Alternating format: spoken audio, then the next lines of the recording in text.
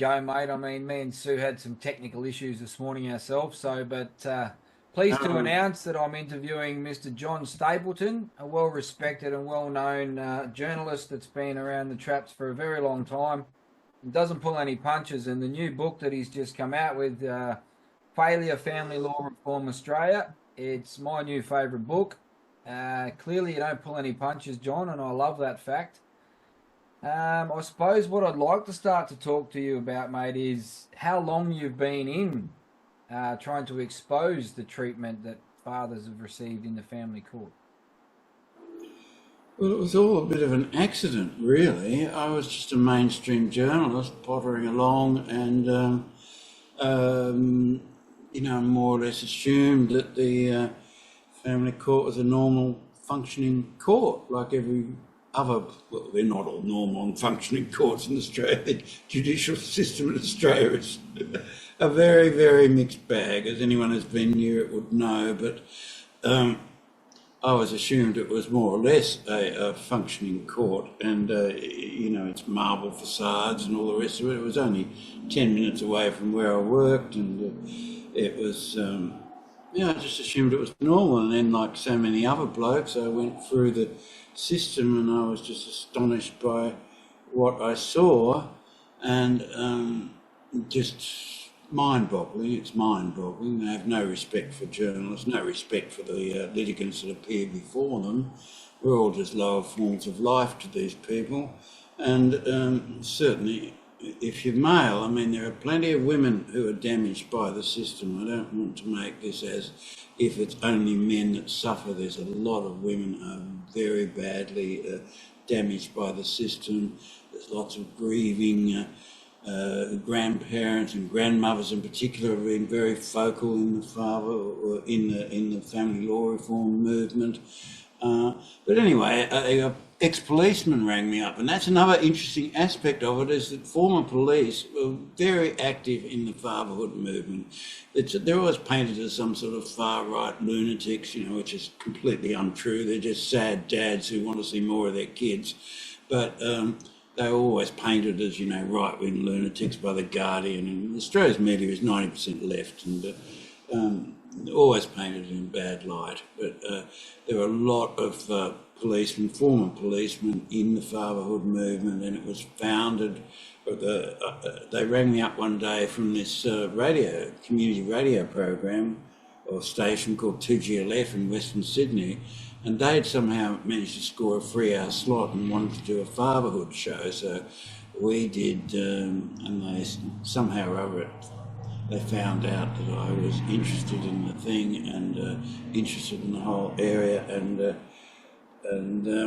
so I started doing work for them. My first moment was like 18 minutes, which is pretty near eternity on radio, and but there was so much going on in that era, the Buckingham Palace and climbing bridges in London and the Father for Justice, and I always have a mental block about his name, but that singer who was so active in it all. There was just a huge amount of activity all around the world, really, both in America and Australia and here and in England, sorry.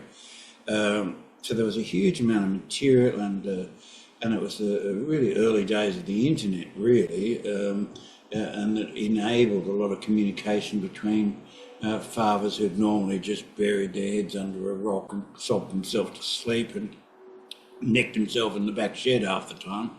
So they could suddenly talk to each other and communicate on these chat lines. And so it was really...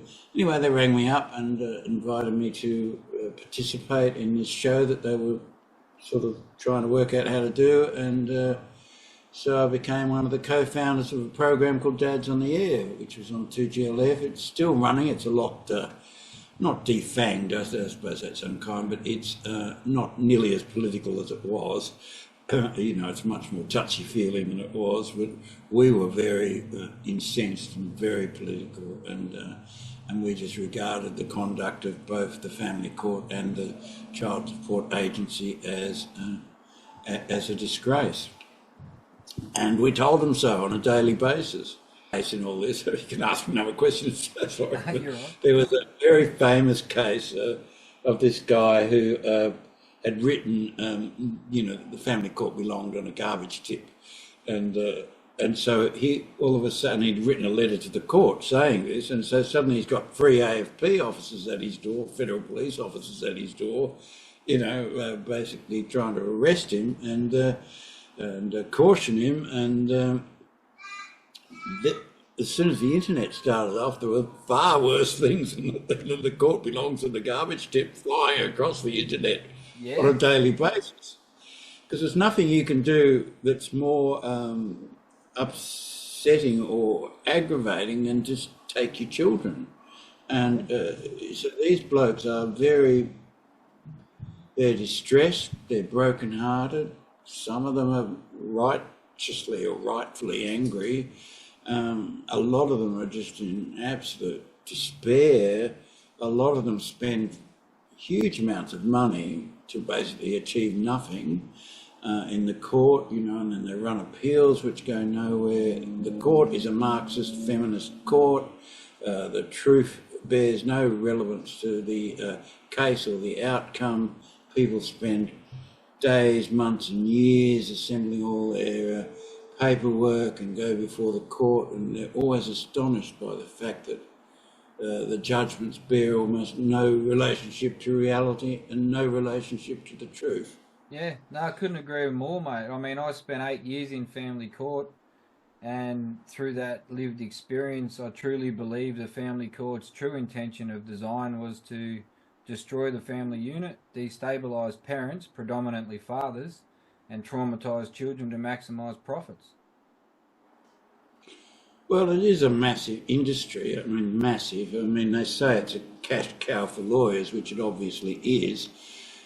The last estimate I saw, which I believe it would be more now, was $13 billion a year industry. It used to be this roughly the same as the cattle industry, but I don't think there are any really reliable figures on it, but it's a massive multi-billion-dollar industry. It's a cash cow for lawyers, and the longer they can string it out for these miserable and farcical procedures in the court, the more money the lawyers make. The whole jurisdiction is in desperate need of reform. I started writing this because I'd spent 10 years on that radio station, and we'd interviewed all sorts of people from all around the world. With the internet, you could interview people like Stephen Baskerville, who wrote that great book called Taken into Custody, and Warren Farrell, who'd written The Myth of Male Power and Father and Child Reunion, and a number of other books, and all these other various authors. Family Court Hell was one book, and all sorts of stuff. People had churned out a lot of material. There was a lot of material, and some really excellent work was done. And we interviewed all of them, basically. We interviewed Erin Pitsey, who founded the first women's refuge in Britain, who said she never meant that there were just as many violent women. There were plenty of violent women in that first refuge, and they had never meant it to be set up as a weapon against men. It was meant to just help women and violent women. And she recanted, or basically not apologised, but tried to explain that it was never meant the way when the Marxist feminists churned out from the universities mob took over, that the damage that it would do not just to other women but to the entire society. So, and Anne Cools, who founded the first women's refuge in Canada, we also interviewed her, and she had a very similar, more or less identical take on it, that there were plenty of violent women in those early refuges. They weren't all so-called battered victims, and that it was the refuge system was never meant to be used as the way it is today, as a cash cow for an armies of bureaucrats and this vast taxpayer-funded DV industry that it's become. And nor was it meant to undermine men and to demonise men, as is now just ordinary government rhetoric every day of the week. Yep. You can't find a more sexist creature in Australia than a feminist bureaucrat in Canberra. But And the sad reality is, mate, they have infiltrated every level, haven't they? Yeah, it's spread right throughout the whole society, through the schools, through the media, through everything. It permeates everything. The police are now stuck in this quagmire of he said, she said disputes. So it's demoralised police forces around the country. It's just permeated everything, and there are so many men out there who've been. It's basically an asset stripping operation, and there are many, many men out there who have lost absolutely everything: their houses, their children, their incomes, their superannuation, their everything. They just lose absolutely everything. And like you touched on before, mate, the child support agency it rewards parental alienation. So if mum's got custody and she says, no, dad's not having time, she knows that it gives her more money coming in. We've got 84%, approximately 84% of child support paying parents are dads. But yet, despite that, there's over 890,000 children in this country that no longer see their biological father. It's a shocker. It's a real, very sad shocker, and it's a government-created, government-sponsored shocker. Yep. And it stems from the Marxist rhetoric of the early 70s. The court was born of that really radical feminist era of the early 70s. All men are bastards, all men are rapists, you know. I did a women's study course at university in the 70s, and, you know, I was the only bloke there, and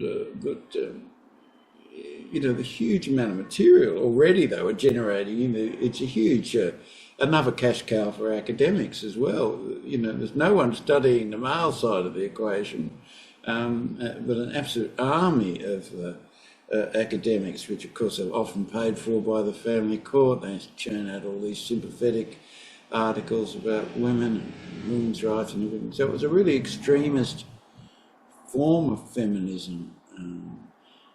You know, I remember in philosophy we used to have this, every year this lazy professor would get us to write an essay on Schuler's Firestone's The Dialectics of Sex. It was her theory, and it was very influential, was that women had to eradicate all male influence from their lives, and to achieve that you had to change nature, you had to change society, you had to change the individual to eradicate the oppressive males, you know, toxic masculinity and all the rest of the garbage that's flooded down through the years. I only started this book, and I was a few weeks into it late last year, and I thought, oh my God, 2025 is the 50th anniversary of the Family Law Act. I didn't mean to time it quite like that. Yep. I'd done this e-book, which was pretty poorly formatted, called Chaos at the Crossroads, Family Law Reform in Australia, in 2010. And then I thought I'd just add an introductory chapter and an end chapter and tidy it up a bit and republish it properly. But and I thought, oh my God, 50th anniversary, it's just amazing. Yeah. Amazing to look back and think it was set out as a caring court.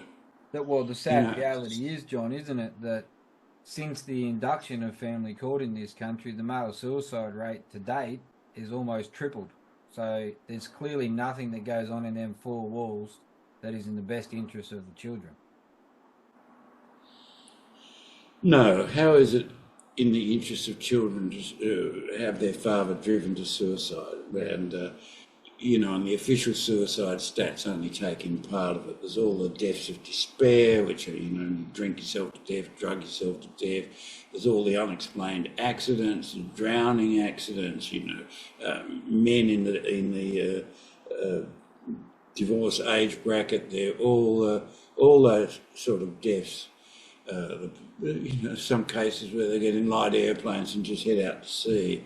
And, you know, that sort of stuff. There's all those accidents, drowning accidents, they're all in that divorce age bracket. Men are just driven to the wall because their entire motive of, you know, their entire instincts to work, to protect their family, to protect their children, their social identity, all of it is destroyed in this process. Yeah. It's disgusting. It's just absolutely disgusting.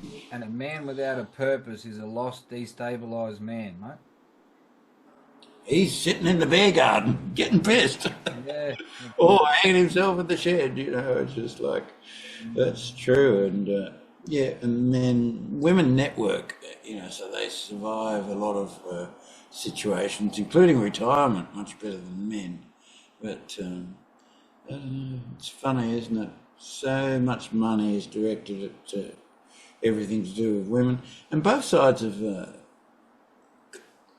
government have been equally guilty. The Liberal Party and the Labor Party have been guilty. It was a Labor Party creation. Lionel Murphy was the guy that famously pushed it to begin with, the Attorney General of the day in 1975.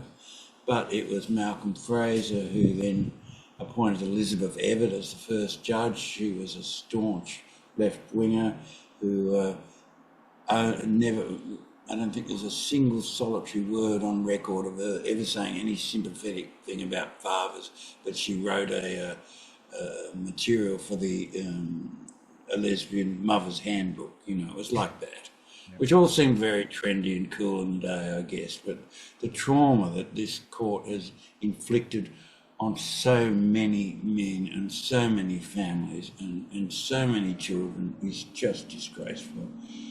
The complex procedures now, it's been folded into the federal court, so the costs have quadrupled or tripled from what I hear.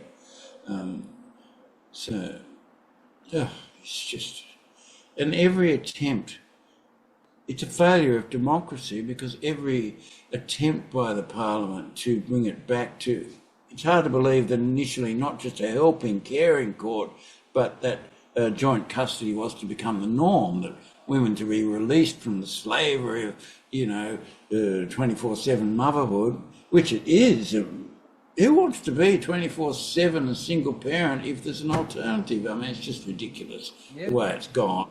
And but we've made them all into heroes when there's perfectly decent parents and the other parent and perfectly decent grandparents are all happy to help. It does those women no good. I mean, the average single parent now spends at least 12 years on welfare. I don't know how the statistics changed, probably gone up. But to spend that long time on welfare means you're out of the employment market. Your skills rust and out of date. You're not communicating with normal working people. You're just stuck at home with others, or socialising down the park with other single mums. It's not healthy for anyone, this ideologically driven outcome. Devastated dads, welfare-dependent mums, it's a terrible outcome. Yeah, and then you've got generational issues with the kids because, as you touched on before, it isn't just mum or dad that go without seeing the kids. They lose cousins, they lose contact with aunties and uncles. Their whole support network becomes minimalised. Correct. And I can tell you, it's not just dads. I mean, there was a whole push in the early 2000s, which was one reason why there was so much material for dads on the air, was to reform family law. And John Howard got a significant boost in the polls at the time. He was popular enough to be PM, but he was never greatly loved. But then he announced that he was sympathetic to the idea or interested in the idea of shared parenting or joint custody, and his popularity bounced by about 4%, and the dads all loved him, they all thought, their dreams had come true, and then he double-crossed everybody by not doing anything. Basically, Just touching on that, though, when he did implement that, John, that's the only time in the graph that I've got where the male suicide rate dipped. Oh, really? Yeah. I haven't seen that. Okay, yeah, So, I'll send you a copy. Yeah, tell me more about it. Yeah, well, basically it just shows every time Labor formed government, the male suicide rate increases, and the only time that it dipped across the last 30 or 50 years is when John Howard put in the joint custody. That's the only time it went down. I haven't seen that. That's really interesting. Yeah, no doubt true too. the legislation that Labor passed in 2023 and 2024 is just disgraceful. If you look at it, it was rammed through Parliament. The Family Law Amendment Bills 2023 and then 2024 just make the whole thing even worse than it already is. They claimed that it was going to make it easier for self-represented. Oh, fairer and simpler. Oh, yeah. Fairer and simpler. I was actually criminally charged. People reliable.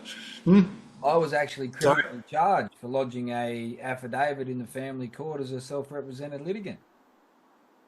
Oh, that'd be right. You know, and nothing to see here. You know, we'll just tie you up for 6 months and then we'll decide we're not going to continue with the case. And yeah, that was an interesting chapter in life where conveniently enough, astounding. On the 11th of January last year, John, I put out a Facebook post wanting dads to make contact to do interviews. 2 days later, I had 6 police officers in my house to remove all of my electronic devices.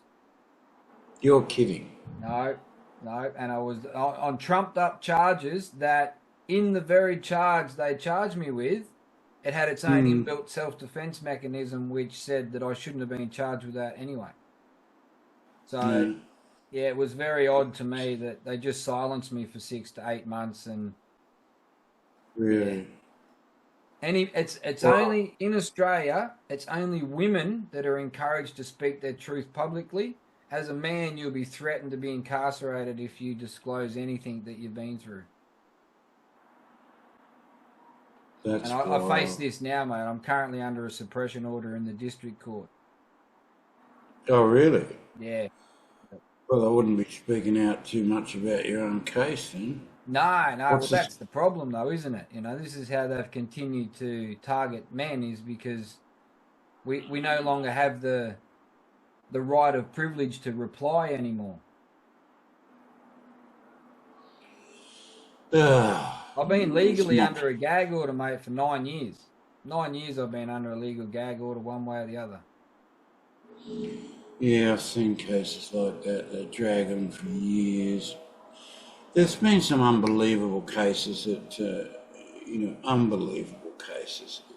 Some of them I really remember really vividly. I did a story for the newspaper I worked at on, there was a time when the government was talking about jailing parents who didn't pay child support right. One of the most dysfunctional and dishonest bureaucracies that have ever, blighted the Australian public service is the Child Support Agency, and there the Liberal government, the great Liberal government, was talking about jailing parents who weren't up to date, and it was just another piece of madness in all of this. And I interviewed a lot of people during that, and one of them was this very sad case. I interviewed the sister, and she was very sad about it. And the bloke had 4 kids, and they'd been taken off him as per normal, and he was absolutely heartbroken because had no money, of course, normal thing, heartbroken, stripped of assets, stripped of cash, living in his sister's house, and very, very depressed. And the doctor said that he just appeared to be getting better, actually, but she went down to the shop to buy something for dinner sort of thing, and then a child support agency rang and said, oh, look, you've overpaid, by $800 or whatever the figure was, something like that. And he said, oh, good, when can I get it back? And they said, you can't get it back. You can either gift it to the government or you can gift it to her. He went out to the back shed, drank this poison, which eats away your stomach, and took him about 20 days to die in agony. There are countless stories like this, countless stories. There's a very famous case, the Canberra Times covered and had it on their front page, actually, of a guy. I think he also had 4 kids. He was paying 83% of his salary, I think it was. By the time you've got if you're on a reasonable income, you're paying 40-something%, then you've got the all of it, another 34%, then you've got the Medicare and blah, blah, blah. So you're just taxed into oblivion. And the child support agency rang him up this day, and he went down into his garage and gassed himself with the child support agency letter in his hand. And in court, the child support agency claimed to be treating him fairly. I mean, they now, these days, will not appear at inquests. At a coroner's inquest, they just point blank refuse to show up. They claim it's an invasion of privacy. This is the garbage, nasty, filthy area that we've entered. Guilty, you know? They're guilty. That's why they don't want to attend. They don't want to show the guilt written all over their face. I truly believe, John, what I've been to endure and the things that have happened to me throughout the past 10 years I've got no doubt that there's a political and legal coercion of men, and I believe they rewrite things in legislation and amendments to target the removal of the father predominantly from the family unit, but I truly believe it's to break the family unit, and the quickest way to do that is to remove the protective father. Well, it's a Marxist court, you know. It's designed to break down. There are certainly ways to talk around this that you don't have to mention your own case, which is probably risky territory for you. So I tend to stay away from that. Bit of advice from an old soldier here, but it's most certainly lots of ways to get around it. But it's a Marxist court, and one of the bastions against the state was the family, and Marx and all the theoreticians came up afterwards. All very, very clear that the family is to be destroyed, and that's where this court comes from. That 1970s. It was also fashionable, it was also wonderful. We thought we were reaching a new world, and that we could all be liberated, but it didn't turn out that way, did it? It's just turned into a horror show for literally millions of people. I mean, you can tell these stories, these horror stories, ad infinitum, and I know you interviewed Sue Price. I wrote a lot of this book at her house because I couldn't face just sitting here and writing it. And there's just this endless stream of phone calls from shell-shocked blokes who just cannot believe what has happened to them, don't have any idea how to get out of the situation they're in, and they're just gobsmacked. I can tell you now, because I've met a few of them, that migrants are some of the people that are most deeply shocked. Here we are importing, we've got record immigration rates, 1.4 million or whatever it is in the last 2 years under Albo, who just happened to be Indian, who happened to vote majority Labor. Funny about that. Convenient, so you're importing voters. Very convenient. Very convenient, that, just like the Democrats were trying to import voters across the southern border. Yeah. So it's it's so blatant, it's just pathetic. But, all the middle-class whites, anyway, definitely, they've got a very strong family tradition, whether it's through arranged marriages or love marriages, as they call them, all with great excitement, love marriages, as if it's the naughtiest thing they could possibly think of. It's kind of funny. But, a lot of those arranged marriages, funnily enough, are very successful. So who are we to go on about, that particular... Just touching on that, mate, I had a call yesterday from a young Muslim man that he hasn't seen his daughter for 2 years. And I was quite shocked that it's actually infiltrated their culture as well now, that the mother of his child, I believe he said she has 4 children to 3 different fathers. And basically she controls the narrative through the family court. And I just found it very odd to think that, okay, it can happen both ways, but it's even to the point now where, and like you touched on, he said, this would never have happened in my home country. This is an Australian thing. Yeah, this is an Australian phenomenon, and Muslims are lucky on the whole because it's codified into the culture, basically into the religion. And don't ask me to quote chapter and verse, but it's certainly in the culture that the children will stay with me if, in the very unfortunate circumstance that the family break up and that the imam can't help them to resolve their issues, and they do separate, that the children stay with their mother until 7 years old, and then they live with the father or with male relatives, and that's pretty much codified. So they don't get damaged by the family court in the same way that white people do. Basically, not white people, you know what I mean, by non-Islamic people. Yeah. And that. So people who claim that the family court is essentially extremely racist, have a point. John Lewis, if I remember rightly, was the Speaker of the House in South Australia, and that was a point that he would make quite forcefully, that it impacts separately on different cultures or subcultures in Australia. Yeah. And our Sudanese brothers, for instance, have a very different family structure to the nuclear family. Buddhists have a very different attitude to it than your traditional Judeo-Christian. So it really does impact very differently on different sections of the Australian society. Yeah. No, I agree, mate. I agree. Well, it's been a very informative chat, John. I think we might have to do this again, mate. We're fastly running out of time here, so. But I like to keep it short, sharp, to the point, so people don't get bored watching our mugs up on the screen for too long. Oh, look, yeah. It's the attention's, and there's such an inundation of material now that. But yes, by all means, I don't know what the next development in this saga will be. But Tina Arndt's been producing some really interesting material. You might have saw, that would be a good source of material.